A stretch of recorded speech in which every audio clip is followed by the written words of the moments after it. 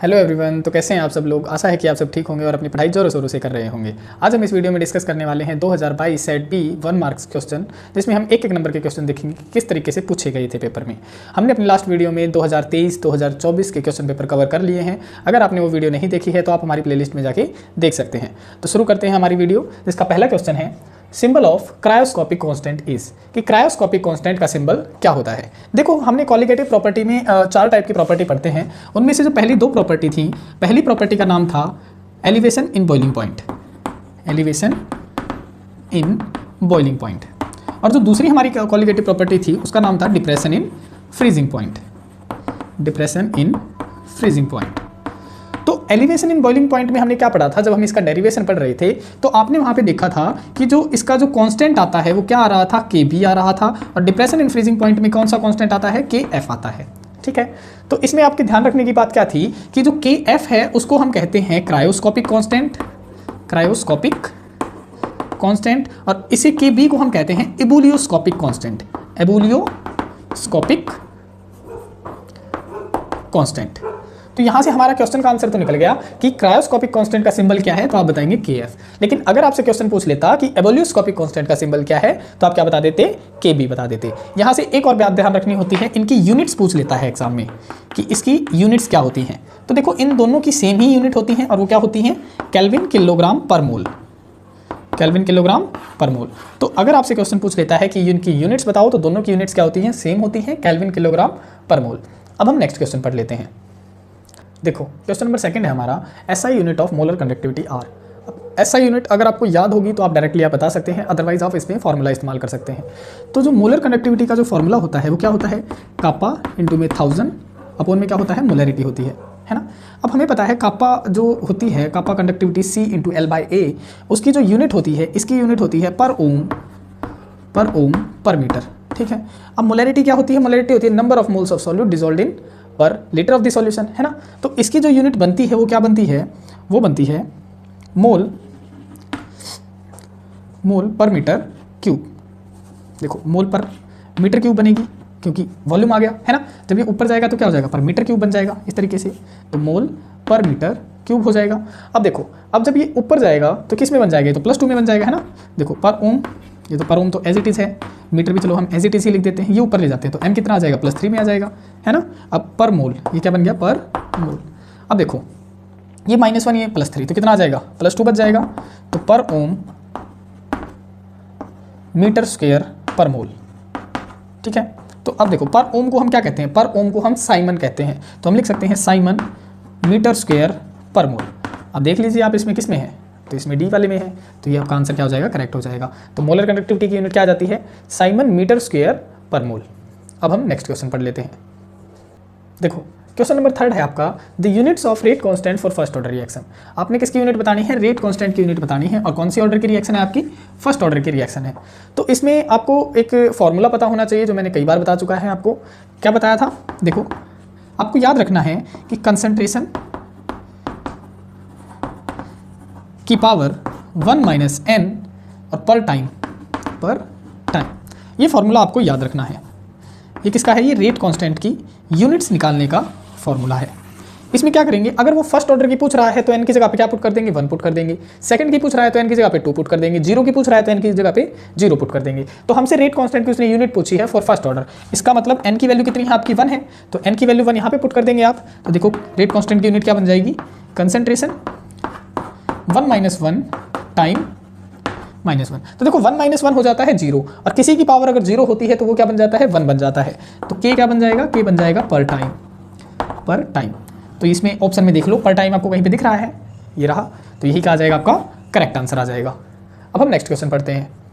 देखो, question number 4 है आपका, if the rate of a reaction is independent of concentration of the reactant then reaction is. कह रहा है कि अगर आपका रेट ऑफ रिएक्शन क्या है, इंडिपेंडेंट है किसके ऊपर, कंसंट्रेशन के ऊपर, रिएक्टेंट की, तो वो कौन से ऑर्डर की रिएक्शन होगी आपकी। देखो, सबसे पहले हम पढ़ लेते हैं, मान लेते हैं हम कोई रिएक्शन ले लेते हैं जिससे एक इसमें कन्वर्ट हो रहा होगा, प्रोडक्ट में कन्वर्ट हो रहा होगा। ठीक है, तो रेट क्या होता है, रेट आपका होता है change in concentration of reactant per unit time. Reactant क्या है आपका, ए है, तो चेंज का मतलब क्या है, रिएक्टेंट की कंसंट्रेशन तो डिक्रीज होगी तो मैंने माइनस लगा दिया। चेंज किससे रिप्रेजेंट करते हैं, स्मॉल डी से, change in concentration of reactant per unit time. एक तो हम इस तरीके से लिखते हैं, दूसरा हम क्या लगाते हैं, रेट लॉ लगाते हैं। रेट लॉ ने क्या कहा था, रेट लॉ ने कहा था कि जो रेट होगा वो डायरेक्टली प्रोपोर्शनल होगा किसके, concentration of reactant whose power equal to their stoichiometric coefficient, और जो स्टोइचियोमेट्रिक कोएफिशिएंट के बराबर हो भी सकता है और नहीं भी हो सकता है। तो उसने अकॉर्डिंग टू रेट लॉ क्या आ जाएगा, के, जो कि क्या है, रेट कांस्टेंट है डायरेक्टली प्रोपोर्शनल का, इनटू में कंसंट्रेशन ऑफ ए, है ना, ये बताया था रेट लॉ ने। अब जीरो ऑर्डर की रिएक्शन है तो यहाँ पे ए की कंसंट्रेशन की पावर क्या आ जाएगी, जीरो आ जाएगी, है ना। और किसी की पावर जीरो का मतलब क्या होता है, एक होता है, तो यहाँ पे क्या आ गया, के, यानी रेट कांस्टेंट के बराबर ही आ गया। तो देखो जो रेट है वो कंसंट्रेशन पे कहाँ डिपेंड कर रही है, क्योंकि कंसंट्रेशन तो है ही नहीं इसमें रिएक्टेंट की। तो जीरो ऑर्डर की रिएक्शन जो होती है वो कंसंट्रेशन ऑफ द रिएक्टेंट पे डिपेंड नहीं करती, इंडिपेंडेंट होती है। तो आपका करेक्ट आंसर आ गया जीरो ऑर्डर रिएक्शन। अब हम नेक्स्ट क्वेश्चन पढ़ते हैं। देखो क्वेश्चन नंबर 5 है आपका, विच वन इज कलर्ड। देखो अब आपके पास में कुछ कॉम्प्लेक्सेस दिए गए हैं जो कि क्या बता रहा है, उनमें से हमें बताना है कि कलर्ड कौन सा है। देखो ट्रांजिशन मेटल ऑलमोस्ट क्या करते हैं, कलर्ड कंपाउंड शो करते हैं। और क्यों कलर्ड शो करते हैं, because of the D transition. अब डी ट्रांजिशन भी किसमें होगी, डी ट्रांजिशन उनमें होगी जिनमें अनपेयर्ड इलेक्ट्रॉन प्रेजेंट होंगे। तो सबसे पहले हमें जो मेटल्स दिए गए हैं, ये जो मेटल्स हैं, अगर इनके अंदर अनपेयर्ड इलेक्ट्रॉन प्रेजेंट होंगे तो चांसेस किसके हो जाएंगे, डी ट्रांजिशन के हो जाएंगे। लेकिन अगर किसी सब सेल में कंप्लीटली फिल्ड है, जैसे किसी सब सेल में D10 इलेक्ट्रॉन है, तो वो डी ट्रांजिशन शो नहीं करेंगे, क्योंकि वो अपने आप में ही क्या होते हैं, स्टेबल होते हैं, वो इलेक्ट्रॉन एक्साइट्स नहीं करवाते हैं। तो यहाँ पे देख लेते हैं सभी के ऑक्सीडेशन स्टेट निकाल के। देखो टाइटेनियम H2O6 3 पॉजिटिव। अब H2 क्या होता है, हमारा न्यूट्रल मॉलिक्यूल होता है जिसका चार्ज क्या होता है, जीरो होता है। तो हमें इसका अगर ऑक्सीडेशन स्टेट निकालनी है, टाइटेनियम को हम क्या मान लेंगे, यहाँ पे मैं लिख लेता हूँ, यहाँ पे टाइटेनियम H2O6 3 पॉजिटिव। देखो इसको क्या मान लूंगा मैं, X मान लूंगा प्लस में। अब ये 6 मॉलिक्यूल वाटर के अटैच है लेकिन न्यूट्रल होता है, ये तो जीरो आ गया। अब जो चार्ज एंटिटी के ऊपर जो चार्ज होता है वो कहाँ पे लिखा जाता है, बराबर में। तो X इज इक्वल टू कितना आ गया, 3, यानी टाइटेनियम यहाँ पे +3 ऑक्सीडेशन स्टेट के अंदर प्रेजेंट है। अब टाइटेनियम कितने नंबर पे आता है, टाइटेनियम आता है 22 नंबर पे। इलेक्ट्रॉनिक कॉन्फिगरेशन क्या होती है, 3d2 4s2 इसकी इलेक्ट्रॉनिक कॉन्फिगरेशन होती है।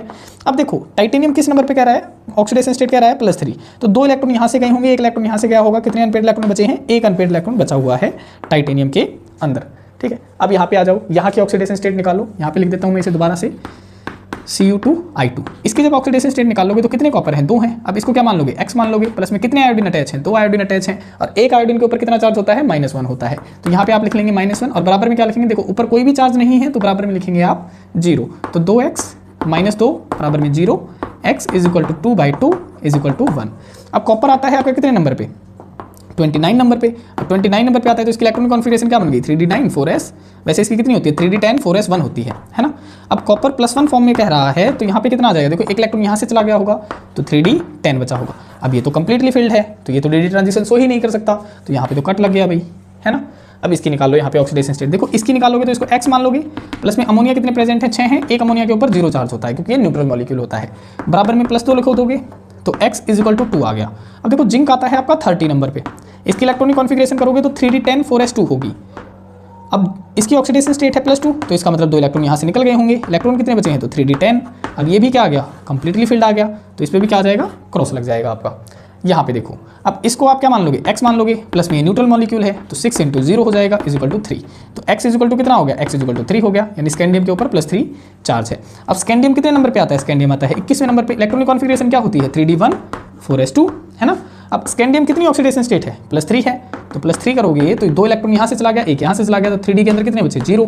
तो इलेक्ट्रॉन ही नहीं है, इलेक्ट्रॉन नहीं है तो डी ट्रांजिशन नहीं होगी, तो इस पर भी क्या लग गया, क्रॉस लग गया। तो कलर्ड कंपाउंड कौन सा हो सकता है, केवल टाइटेनियम का कॉम्प्लेक्स हो सकता है क्योंकि इसके अंदर एक अनपेयर्ड इलेक्ट्रॉन प्रेजेंट था। अब हम नेक्स्ट क्वेश्चन पढ़ते हैं। क्वेश्चन नंबर 6 है आपका, which type of isomerism present in, ये कॉम्प्लेक्स दे दिया और ये वाला कॉम्प्लेक्स दे दिया। इसमें पूछ रहा है कि कौन सा आइसोमेरिज्म प्रेजेंट है। तो देखो कौन सा आइसोमेरिज्म आपको दिख सकता है। सबसे पहले हम ऑप्शन में ले लेते हैं। पहला है आपका लिंकेज आइसोमेरिज्म। देखो लिंकेज आइसोमेरिज्म कौन सा करता है, जो एम्बिडेंडल लिगेंड होते हैं। जैसे मैं कह दूं कि साइनाइड है, साइनाइड क्या कर सकता है, साइनाइड नाइट्रोजन से भी लिंक, कार्बन से भी लिंकेज कर सकता है और नाइट्रोजन से भी लिंकेज कर सकता है। तो ऐसे जो लिगेंड्स होते हैं वो लिंकेज आइसोमेरिज्म शो करते हैं। तो यहाँ पे आपको इस टाइप का लिगेंड कोई दिखाई नहीं दे रहा है, सारे कैसे हैं, मोनोडेंड्रिक लिगेंड है, ammonia bromine chlorine, ammonia bromine और क्लोरीन, तो ये तो हो नहीं सकता। फिर आ जाते हैं ज्योमेट्रिकल आइसोमेरिज्म। ज्योमेट्रिकल आइसोमेरिज्म कौन से होते हैं, जो सिस और ट्रांस आइसोमर शो करते हैं। अब यहाँ पे सिस और ट्रांस कौन शो करता है, लगभग मतलब क्या होने चाहिए, लगभग दो ग्रुप क्या होने चाहिए, डिफरेंट होने चाहिए। यहाँ पे तो क्या है, यहाँ पे केवल 2 ही ग्रुप डिफरेंट है, बाकी तो सेम है, तो ये भी नहीं हो सकता। अब आ जाते हैं ऑप्टिकल आइसोमेरिज्म पे। ऑप्टिकल आइसोमेरिज्म कौन शो करते हैं? मेनली एक ऐसा एसिमेट्रिक कार्बन एटम होना चाहिए, वही क्या करते हैं मतलब ऑप्टिकल आइसोमेरिज्म शो करते हैं। अब एसिमेट्रिक कार्बन क्या होता है? एसिमेट्रिक कार्बन वो होता है जिस कार्बन के चारों तरफ क्या हो, डिफरेंट ग्रुप अटैच्ड हो।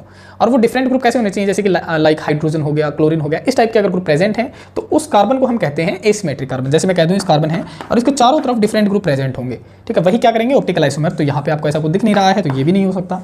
अब आ जाते हैं आयनिक आइसोमेरिज्म पे। आयनिक आइसोमेरिज्म क्या करते हैं? जैसे हम क्या करें, कोई कॉम्प्लेक्स लें और मैं उसको अगर मैं डिप करूं, सेम मॉलिक्यूलर फार्मूला है तो हम उसे क्या कहते हैं? आइसोमर्स कहते हैं।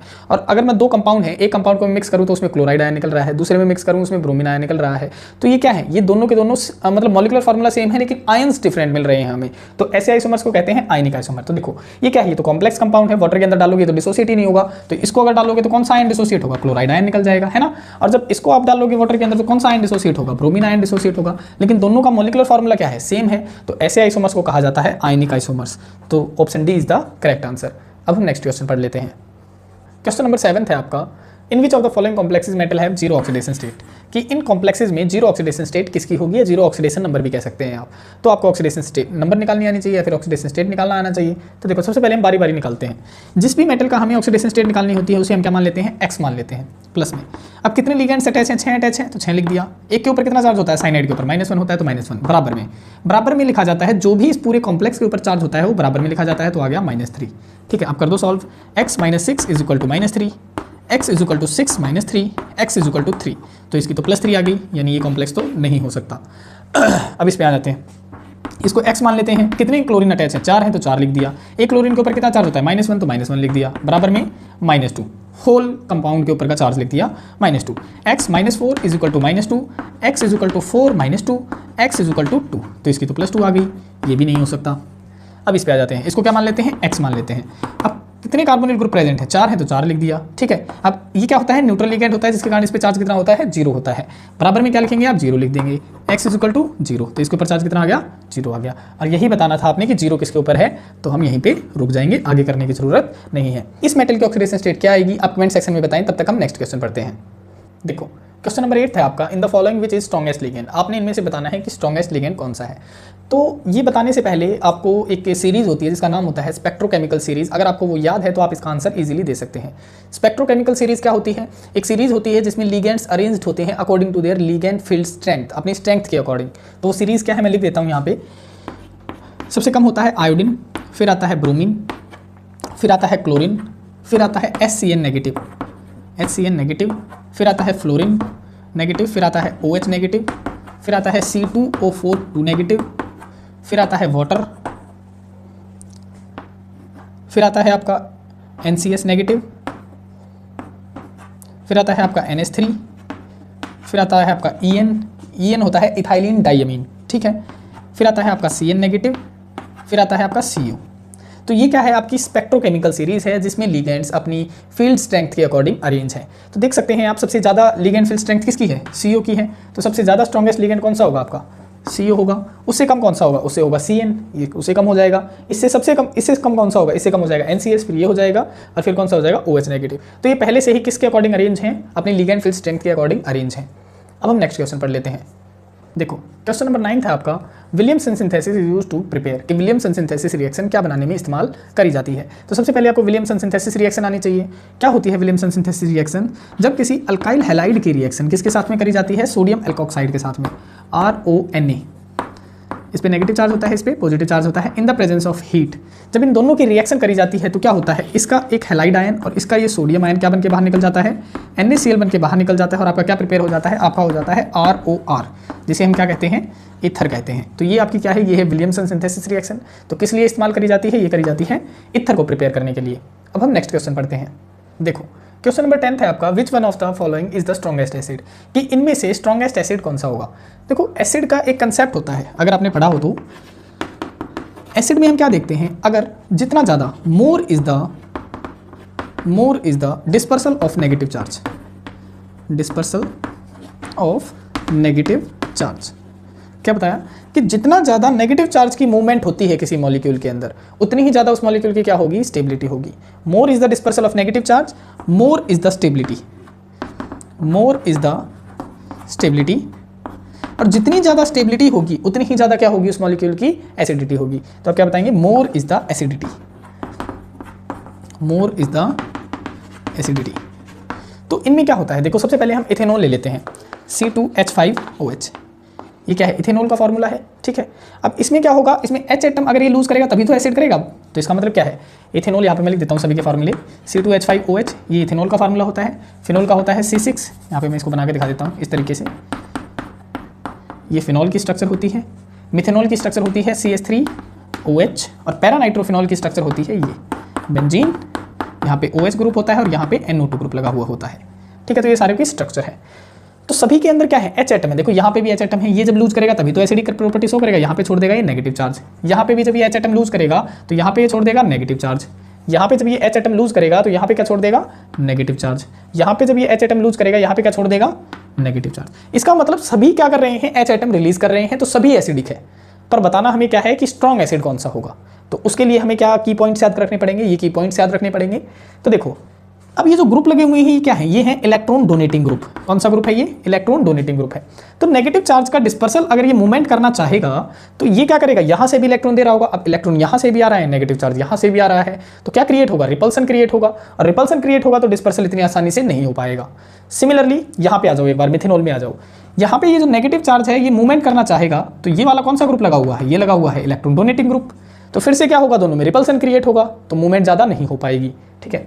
अब यहाँ पे आ जाओ फिनॉल के अंदर, फिनॉल के अंदर क्या होगा, नेगेटिव चार्ज का मूवमेंट होगा, क्यों होगा, क्योंकि रेजोनेंस प्रोसेस इन्वॉल्व हो जाएगी, तो इसके अंदर हो जाएगा नेगेटिव चार्ज का इन्वॉल्व। लेकिन इसमें क्या हो रहा है, इसमें तो भाई डिस्पर्सल ही नहीं हो रहा है, डिस्पर्सल नहीं हो रहा तो ये तो हो ही नहीं सकते स्ट्रॉन्ग एसिड। इसके चांसेस हैं भाई, ये हो सकता है क्योंकि इसमें नेगेटिव चार्ज का डिस्पर्सल हो रहा है due to the process of resonance. अब यहाँ पे आ जाओ, इसमें भी क्या होगा, इसमें रेजोनेंस प्रोसेस तो लगी रही है भाई, क्योंकि इसमें भी मतलब क्या है, double alternative double bond present है। लेकिन यहाँ पे एक एक्स्ट्रा की पॉइंट दे रखा है NO2 ग्रुप, और NO2 ग्रुप कौन सा ग्रुप होता है, ये होता है इलेक्ट्रॉन विड्राइंग ग्रुप। यानी ये क्या कर रहा होगा, नेगेटिव चार्ज जो यहाँ पे मूवमेंट आ रहा होगा ये उसे और तेजी से खींच रहा होगा, यहाँ पे इतनी तेजी से नहीं मूवमेंट कर रहा होगा। तो जितनी जल्दी और जितनी स्पीड से वो मूवमेंट करेगा, जितना ज़्यादा डिस्पर्सल करेगा उतनी ही ज़्यादा क्या होगी स्टेबिलिटी, और उतनी ही ज़्यादा क्या होगी एसिडिटी। तो इस पूरे क्वेश्चन का आंसर क्या बनता है, आपका बनता है paranitrophenol is the correct answer. ये क्या होगा, आपका स्ट्रॉन्ग एसिड होगा। अब हम नेक्स्ट क्वेश्चन पढ़ते हैं। देखो क्वेश्चन नंबर 11 है आपको इथर मॉलिक्यूल दिया गया है C2H5OC2H5 और इसकी HI के साथ में रिएक्शन कर रखी है, और पूछ रहा है कि A और B मिल रहे हैं आपको, तो उनका नाम क्या है, A और B कौन से प्रोडक्ट हैं, ठीक है। देखो ये रिएक्शन, ये जो क्वेश्चन है ये कई बार रिपीट हो चुका है, हमने शायद 2024 में भी किया था इसे, 2023 में भी किया था, और अभी फिर से रिपीट हो गया 2022 में, ठीक है। तो इस क्वेश्चन का आंसर आप कमेंट सेक्शन में बताएंगे कि क्या हो सकता है, A हो सकता है, B हो सकता है, C हो सकता है, D हो सकता है। जल्दी से कमेंट सेक्शन में इसका आंसर बताइए, तब तक हम नेक्स्ट क्वेश्चन पढ़ते हैं। देखो हमारा नेक्स्ट क्वेश्चन है हमारे पास में एक कंपाउंड दिया गया है, ठीक है, और वो कंपाउंड किस में चेंज हो रहा है, बेंजल्डिहाइड में चेंज हो रहा है। रिएजेंट आपने इस्तेमाल कर रखे हैं हाइड्रोजन पैलेडियम BaSO4। तो इसमें वो कह रहा है कि इस रिएक्शन का नाम क्या है। देखो ये क्वेश्चन आप तभी कर सकते हैं जब आपको नेमिंग रिएक्शन पता हो कि कौन से रिएक्शन में कौन सा रिएजेंट इस्तेमाल किया जाता है। देखो सबसे पहला रिएजेंट है आपका इटार्ड रिएक्शन। तो इटार्ड रिएक्शन में कौन सा रिएजेंट इस्तेमाल किया जाता था, इसमें इस्तेमाल किया जाता था क्रोमाइल क्लोराइड, क्रोमाइल क्लोराइड इस्तेमाल किया जाता था, लेकिन वो तो यहाँ पे दे नहीं रखा, यहाँ पे तो पैलेडियम BaSO4 दे रखा है, तो ये तो नहीं हो सकता। अब हम नेक्स्ट आ जाते हैं HVZ रिएक्शन पे। देखो हेल-वोल्हार्ड जेलेंस्की रिएक्शन में कौन सा रिएजेंट इस्तेमाल किया जाता था, आप क्या कर रहे थे, आप क्लोरीनेशन करते हैं in the presence of red phosphorus. ये वाले रिएजेंट इस्तेमाल किए जाते हैं जो कि यहाँ पे नहीं दे रखे हैं, तो ये वाली रिएक्शन भी नहीं हो सकती। फर्दर गटरमान रिएक्शन में क्या इस्तेमाल किया जाता था, गटरमान रिएक्शन में इस्तेमाल किया जाता था copper powder in the presence of acid, HCl ले सकते थे आप, और स्मॉल अमाउंट ऑफ हीट। तो ये वाले रिएजेंट भी नहीं है, तो ये वाली रिएक्शन भी नहीं हो सकती। तो बचता कौन सा है हमारा, रोजनमंड रिएक्शन। तो रोजनमंड रिडक्शन में क्या होता है, रिडक्शन करी जाती है in the presence of palladium BaSO4। तो हमारा करेक्ट आंसर क्या हो गया, करेक्ट आंसर है आपका C। अब हम नेक्स्ट क्वेश्चन पढ़ते हैं। देखो क्वेश्चन नंबर 13 है आपका कि आपके पास में नाइट्रोबेंजीन है और यहाँ पे क्या करवा रहे हैं, H2 में पैलेडियम के साथ में रिएक्शन चल रही है और आपको P मिल रहा है, और पूछ रहा है कि P क्या है। तो देखो H2 में प्लेटिनम क्या है, ये है रिड्यूसिंग एजेंट, यानी रिडक्शन करवा रहे हैं यहाँ पे। और रिडक्शन का मतलब क्या होता है, रिडक्शन का मतलब होता है रिमूवल ऑफ ऑक्सीजन और addition of hydrogen, addition of hydrogen. तो देखो यहाँ पे क्या हो, ऑक्सीजन यहाँ पे 2 ही दिख रही हैं, तो इनको अगर हम हटा देंगे और हाइड्रोजन अगर जोड़ देंगे तो क्या बन जाएगा, NH2 बन जाएगा। तो यहाँ पे करेक्ट आंसर आपका क्या हो जाएगा, ये हो जाएगा। देखो CHO तो बन नहीं सकता क्योंकि यहाँ पे कोई कार्बोनिल ग्रुप नहीं है, तो ये भी नहीं हो सकता। अब पूरा का पूरा NO2 ग्रुप हट जाए, ऐसा तो हो नहीं सकता है ना, और यहाँ पे OH बनने की भी कोई भी संभावना नहीं है। क्वेश्चन नंबर 14 है आपका aldehyde and ketones can be distinguished by. देखो आपके पास में बीकर हैं, 2 बीकर हैं और एक में एल्डिहाइड है, एक में कीटोन है। पूछ रहा है आप कैसे पहचानेंगे कि किस बीकर में एल्डिहाइड है और किस बीकर में कीटोन्स है। तो देखो सबसे पहले वो कह रहा है कंसंट्रेटेड H2SO4, तो ये क्या है, ये दोनों से ही रिएक्शन कर जाता है, एल्डिहाइड से भी और कीटोन से भी, तो ये तो नहीं हो सकता। फिर कह रहा है अनहाइड्रस ZnCl2, ये भी नहीं हो सकता क्योंकि ये क्या है, एक डिहाइड्रेटिंग एजेंट है जो दोनों से मतलब क्या करेगा, वाटर मॉलिक्यूल एलिमिनेट करवाता है, तो ये भी नहीं हो सकता। कंसंट्रेटेड HCl, ये क्या करेगा, ये दोनों से रिएक्शन कर जाता है, तो ये भी नहीं होगा। अब टोलन रिएजेंट कहाँ इस्तेमाल किया जाता था, टोलन रिएजेंट ऑक्सीडेशन में इस्तेमाल किया जाता था, और ये केवल किसको ऑक्सीडाइज करता था, केवल एल्डिहाइड को ऑक्सीडाइज कर सकता था, वो चाहे एलिफैटिक हो या कैसा हो, एरोमेटिक हो, एरोमेटिक हो। तो केवल एलिफैटिक या फिर एरोमेटिक एल्डिहाइड को ऑक्सीडाइज करने के लिए किसका इस्तेमाल किया जाता था, टोलन रिएजेंट का इस्तेमाल किया जाता था। तो यहाँ पे क्या होगा, अगर 2 बीकर में ये है तो एल्डिहाइड को ये ऑक्सीडाइज कर देगा, कीटोन को ये नहीं करवा पाएगा, तो Tollens reagent is the correct answer. अब हम नेक्स्ट क्वेश्चन पढ़ते हैं। क्वेश्चन नंबर 15 है आपका, reaction of benzene diazonium chloride with ethanol will give. कह रहा है जब बेंजीन डाइजोनियम क्लोराइड की रिएक्शन इथेनॉल के साथ में करवाई जाती है तब क्या बनता है। देखो बेंजीन डाइजोनियम क्लोराइड का जो स्ट्रक्चर होता है वो ये होता है, बेंजीन के ऊपर क्या लगा देते हैं, N2Cl लगा देते हैं, इसके ऊपर पॉजिटिव चार्ज होता है, इसके ऊपर नेगेटिव, और जब इसकी स्ट्रक्चर मतलब इसकी रिएक्शन किससे करवाई जाएगी, इथेनॉल के साथ में, तो बना लो इथेनॉल CH3 CH2OH, ये क्या है आपका इथेनॉल का स्ट्रक्चर है, और ये क्या है आपका बेंजीन डाइजोनियम क्लोराइड BDC, ठीक है। तो जब इनकी रिएक्शन होगी तो क्या होगा, देखो इस वाला जो OH ग्रुप का जो H मॉलिक्यूल है और इसका जो ये क्लोरीन मॉलिक्यूल है, ये तो क्या बन के निकल जाता है, HCl बन के बाहर निकल जाता है, ठीक है। यहाँ से क्या कौन सी गैस बाहर निकल जाती है, यहाँ से ये नाइट्रोजन गैस बाहर निकल जाती है, माइनस नाइट्रोजन गैस। अब यहाँ से अगर ये नाइट्रोजन गैस आ रही है तो इसके यहाँ पे बेंजीन पे क्या है, एक हाइड्रोजन अटैच होता है, देखो चारों तरफ यहाँ पे हाइड्रोजन प्रेजेंट होते हैं, लेकिन यहाँ पे नाइट्रोजन प्रेजेंट था तो अब इसकी जगह पे कौन आ जाएगा, हाइड्रोजन आ जाएगा। तो यहाँ पे इसका जो एक ये हाइड्रोजन है ये कहाँ आ जाता है, ये आ जाता है यहाँ पे अटैच हो जाता है आने के लिए, ठीक है। अब बचता क्या है, बचता है CH3CHO, तो एक मॉलिक्यूल किसका बन जाता है, CH3CHO का बन जाता है, ठीक है। यानी इसका नाम क्या है, इसका नाम है एसिटल्डिहाइड, एसिटल्डिहाइड। तो एक तो ये मॉलिक्यूल बन जाते हैं और ये तो बन ही रहे हैं, HCl और नाइट्रोजन गैस तो बन ही रहे हैं, ठीक है। और यहाँ पे क्या बच जाता है हमारा, एक बन जाता है बेंजीन रिंग। तो ऑप्शन में कहीं पे आपको दिख रहे हैं ये ऑप्शंस, ये दिख रहा भाई बेंजीन रिंग, तो ये आपका करेक्ट आंसर आ जाएगा। अब हम नेक्स्ट क्वेश्चन पढ़ते हैं। क्वेश्चन नंबर 16 है आपका, vitamin B1 is known as, कि B1 विटामिन को क्या और क्या कहा जाता है। देखो B1 विटामिन को हम कहते हैं थाइमिन, जो थाइमिन का जो दूसरा नाम होता है वो होता है विटामिन B1। अब यहाँ पे और भी ऑप्शंस दिए गए हैं तो इनके भी आपको नाम पता होना चाहिए। तो जो राइबोफ्लाविन जो विटामिन होता है ये होता है विटामिन B2। तो विटामिन B2 का अगर आपसे कोई नाम पूछ लेता तो आप कहते राइबोफ्लाविन। एस्कॉर्बिक एसिड कौन सा विटामिन होता है, ये होता है आपका विटामिन C। विटामिन C को आप एस्कॉर्बिक एसिड के नाम से भी जानते हैं। पायरिडॉक्सिन कौन सा विटामिन होता है, पायरिडॉक्सिन विटामिन B6 विटामिन होता है, विटामिन B6। तो इस तरीके से आप इनके आंसर्स बता सकते हैं। अब हमारा नेक्स्ट क्वेश्चन है जिसमें क्या पूछ रहा है, which vitamin is soluble in water, कि इनमें से कौन सा विटामिन वाटर सॉल्युबल है। तो देखो विटामिन जो होते हैं वो 2 तरीके के होते हैं, एक होता है फैट सॉल्युबल, एक होता है वाटर सॉल्युबल। जो फैट सॉल्युबल जो विटामिन होते हैं वो होते हैं A, D, E, K और E। तो ये कौन से विटामिन हैं, ये है फैट सॉल्युबल। और वाटर सॉल्युबल कौन से विटामिन होते हैं, वो होते हैं B एंड C। तो देख लो वाटर सॉल्युबल पूछे हैं तो B और C में से कोई एक मिलेगा, तो यहाँ पे आपका करेक्ट आंसर क्या हो जाएगा, answer number C, option number C आपका करेक्ट आंसर हो जाएगा। अब हम नेक्स्ट क्वेश्चन पढ़ते हैं। क्वेश्चन नंबर 18 है आपका, what is the molality of pure water. तो मोलिलिटी कैसे कैलकुलेट करेंगे आप प्योर वाटर की। देखो मोलिलिटी क्या होती है, सबसे पहले हम सॉल्यूशन कर रहे हैं किसका, क्वेश्चन नंबर 18 का। देखो मोलिलिटी का फार्मूला होता है आपका number of moles of solute dissolved इन पर किलोग्राम ऑफ सॉल्वेंट, पर किलोग्राम ऑफ सॉल्वेंट, ये होता है मोलिलिटी का फार्मूला। लेकिन नंबर ऑफ मोल्स किसे निकलते हैं, नंबर ऑफ मोल्स निकालने का फार्मूला होता है गिवन मास अपॉन में मोलर मास। तो इसका गिवन मास तो दे ही नहीं रखा है, तो वाटर का प्योर वाटर का गिवन मास कैसे निकालेंगे, हम यूज करेंगे यहाँ पे density. As we know that, हमें क्या पता है, as we know that density of pure water, density of pure water कितनी होती है, डेंसिटी प्योर वाटर की वो होती है 1 किलोग्राम पर लीटर, इतनी होती है, ठीक है। हमें ये भी पता है कि जो डेंसिटी का जो फॉर्मूला होता है वो क्या होता है मास अपॉन में वॉल्यूम, मास अपॉन में वॉल्यूम। तो यहाँ से अगर आप मास निकालना चाहते हैं तो मास कैसे निकलेगा भाई, मास निकलेगा डेंसिटी इनटू में वॉल्यूम। देखो यहाँ पे डिवाइड में था, ये इधर चला जाएगा तो मल्टीप्लाई में हो जाएगा। अब आपने निकालना है मास, तो मास डेंसिटी कितनी है, डेंसिटी है 1, इनटू में वॉल्यूम कितना है, वॉल्यूम होता है देखो पर किलोग्राम, यानी क्या है वॉल्यूम 1 लीटर का है रखा है, वॉल्यूम कितना क्या रखा है 1 लीटर। तो 1 लीटर क्या हो जाएगा, 1 लीटर में यानी 1000 ml होते हैं, है ना, तो यहाँ पे 1000 ml लिख लेंगे और 1 × 1000 क्या हो जाएगा 1000 ग्राम हो जाएगा। तो यहाँ पे आ गया 1000 ग्राम, ठीक है। अब देखो, अब यहाँ से आपका क्या निकल चुका है, मास निकल चुका है, तो आप कर सकते हैं नंबर ऑफ मोल्स कैसे निकाल देंगे। गिवन मास हो गया आपका 1000, अपन में मोलर मास क्या होता है वाटर का, देखो वाटर का कैसे निकालते हैं मोलर मास, हाइड्रोजन कितने नंबर हैं 2 हैं, तो 2 का मोलर मास होता है 2, प्लस में ऑक्सीजन का कितना होता है 16, तो कितना हो जाएगा 18 हो जाएगा इसका।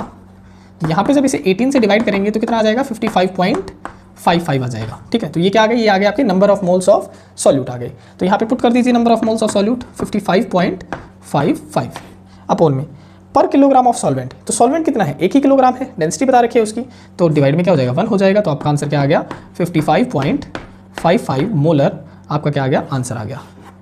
तो इस तरीके से आप प्योर वाटर की मोलैलिटी निकाल सकते हैं।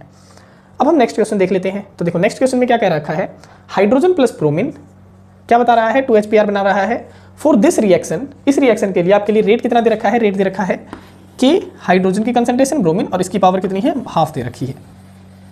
आपसे पूछ रहा है what is the order of the reaction. देखो ऑर्डर ऑफ द रिएक्शन क्या होती है, ऑर्डर होती है जो इनकी जो कंसंट्रेशन की जो पावर्स होती है ना, उनको जब हम जोड़ देते हैं तो वही क्या होती है आपकी ऑर्डर ऑफ द रिएक्शन होती है। तो इस रिएक्शन के लिए यहाँ पे आप सॉल्व कर लीजिए, सॉल्यूशन नंबर 19 ऑर्डर निकालना है हमने इसके लिए। तो ऑर्डर क्या हो जाएगा, ऑर्डर इनकी पावर का सम हो जाएगा। तो इसकी पावर कितनी है, कुछ भी नहीं है, इसका मतलब 1 है, तो 1 प्लस में यहाँ पे इसकी पावर कितनी है हाफ है, तो यहाँ पे हाफ कर देंगे। इनको जब आप जोड़ोगे तो एलसीएम लोगे तो 2 आ जाएगा, 2 का एलसीएम क्या हो जाएगा 2 प्लस में 1, आपका ऑर्डर आ जाएगा 3/2। तो this is the correct order of this reaction. अब हम नेक्स्ट क्वेश्चन पढ़ लेते हैं। क्वेश्चन नंबर 20 है आपका, in the following which is dibasic. आपके पास में कुछ कंपाउंड्स दिए गए हैं और इनमें से पूछ रहा है कि इनमें से डायबेसिक कौन सा है। देखो डायबेसिक का मतलब क्या होता है, आपसे कुछ भी पूछ सकता है वो डायबेसिक ट्राइबेसिक। तो इनका एक कंसेप्ट होता है कि डायबेसिक अगर कोई एसिड है तो उसके पास में कितने रिप्लेसेबल हाइड्रोजन होने चाहिए। डायबेसिक अगर वो कह रहा है तो उसके पास में 2 रिप्लेसेबल हाइड्रोजन होने चाहिए, रिप्लेसेबल हाइड्रोजन एटम होने चाहिए।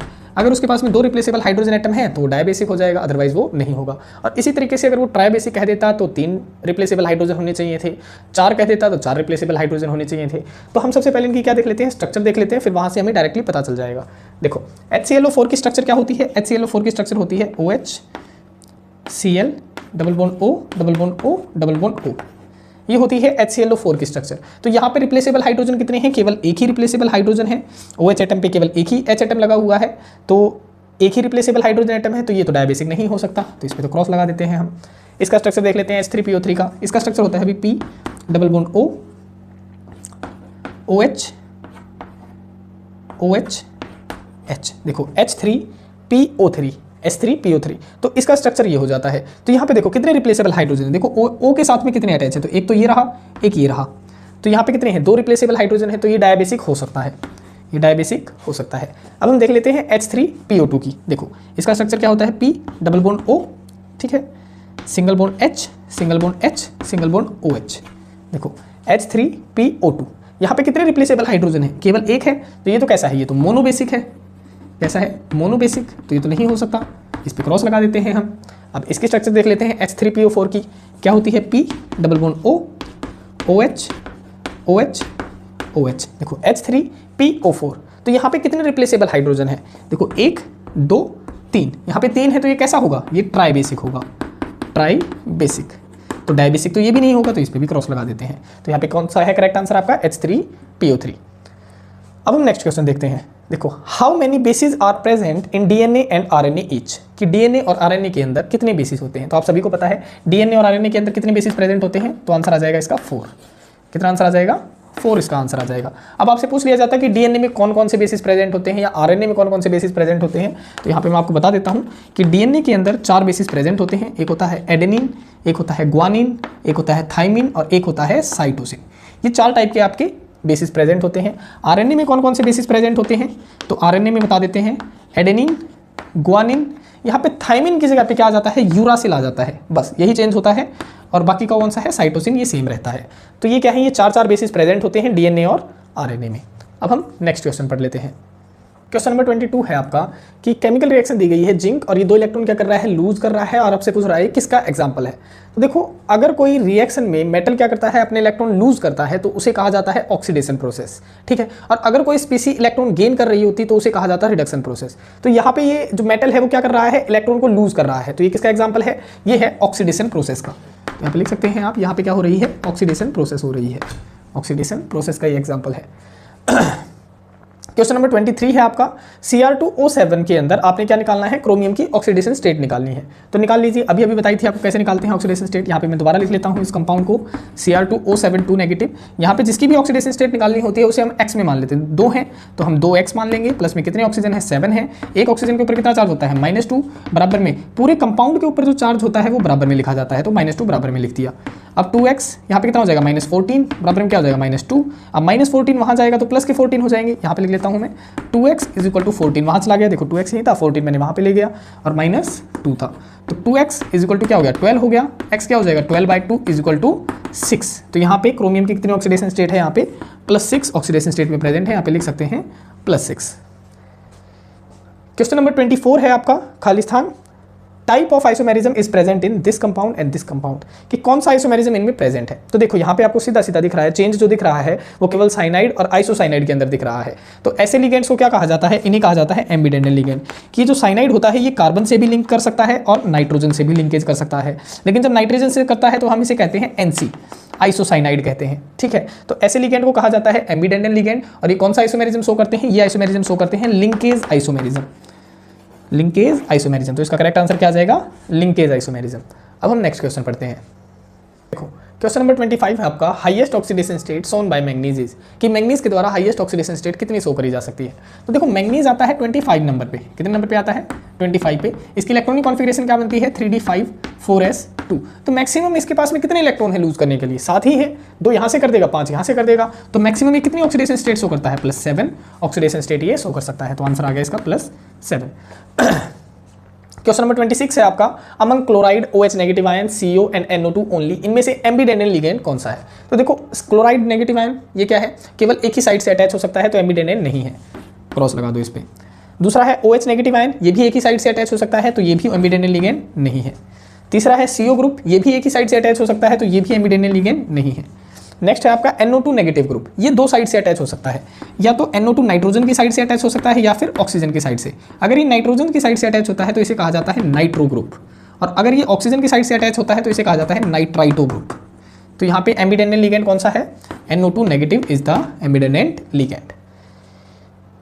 हमारा क्वेश्चन नंबर 27 है, आपके पास में ब्रोमोमिथेन दिया गया है, इसकी रिएक्शन KCN के साथ में करवाई गई है। तो देखो इसके ऊपर चार्ज होता है पॉजिटिव, इसके ऊपर चार्ज होता है नेगेटिव, तो K क्या करता है, यहाँ से -KBr बाहर निकाल देता है और साइनाइड इसके साथ में अटैच कर देता है। तो A तो आपका बन जाता है CH3CN, इसका नाम है सियानोमिथेन, सियानोमिथेन। फर्दर क्या कहता है, अब यहाँ पे देखो ये जो नाइट्रोजन होता है कार्बन से 3 बॉन्ड से जुड़ा हुआ होता है।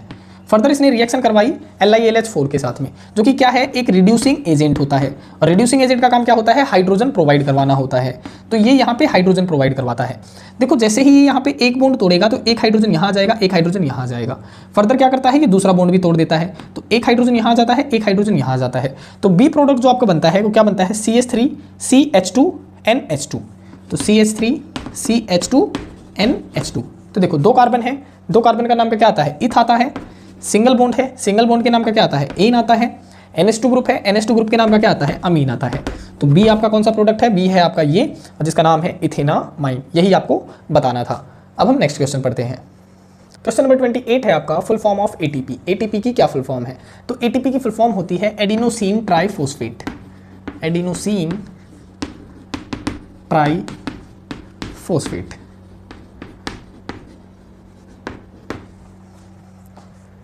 नेक्स्ट क्वेश्चन है आपका क्वेश्चन नंबर 29। इसमें क्या पूछ रहा है, आपको कुछ कंपाउंड्स दिए गए हैं, यानी अल्काइल हैलाइड्स दिए गए हैं आपको, उनमें से पूछ रहा है सबसे कम बॉइलिंग पॉइंट किसका होगा।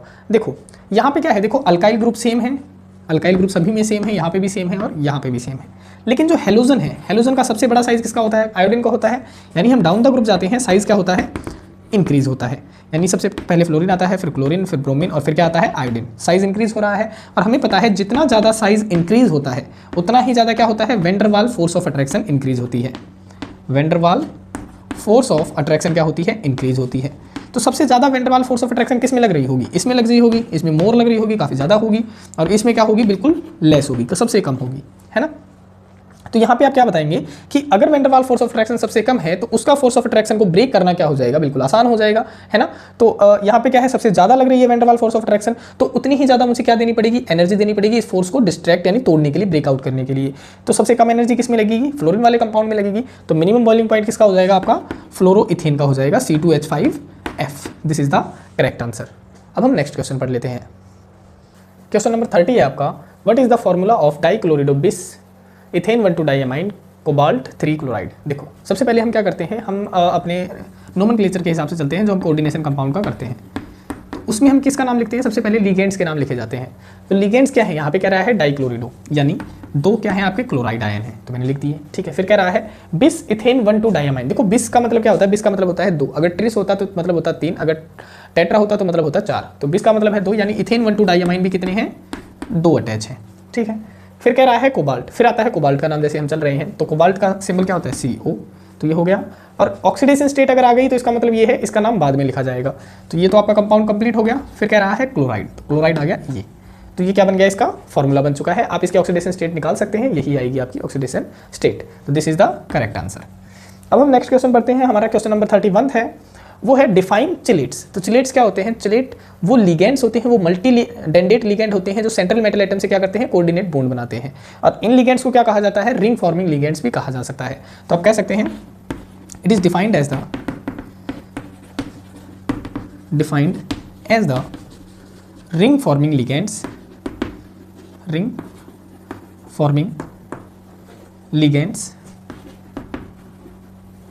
which form coordinate bond with the central metal atom to form compound are called chelates। उन्हें चिलेट्स कहा जाता है। अगर आपसे एग्जाम्पल पूछ ले चिलेट्स की कोई, तो आप कई सारे एग्जाम्पल बता सकते हैं, जैसे कि इथाइलिन डाइअमाइन हो गया, इथेन 1,2-डाइअमाइन हो गया, जैसे इथेन 1,2-डाइअमाइन हो गया, ये भी आपका क्या है, रिंग फॉर्मिंग लिगेंड है। आप बता सकते हैं इथाइलिन 1,2-डाइअमाइन टेट्राएसीटेट EDTA जिसका नाम होता है, ये भी क्या है आपका चिलेट्स की कैटेगरी में आता है। ऑक्सालेटो भी चिलेट्स की कैटेगरी में आ जाता है, ठीक है। तो ये थे आपके 1 मार्क्स के क्वेश्चन। आज के लिए इतना ही। अगर आपको वीडियो के अंदर सॉल्यूशन में कोई भी मतलब त्रुटि अगर नज़र आती है तो आप कमेंट सेक्शन में बता सकते हैं। और अगर आपको वीडियो अच्छी लग रही है तो लाइक, शेयर एंड सब्सक्राइब कीजिए, ताकि आपके दोस्तों को भी पता चले कि हमारी सीरीज चली हुई है क्वेश्चंस प्रैक्टिस की, ताकि उनके एग्जाम्स में वो अच्छा स्कोर कर सके। Thanks for watching the complete video. ऐसे ही पढ़ते रहें, आगे बढ़ते रहें। धन्यवाद।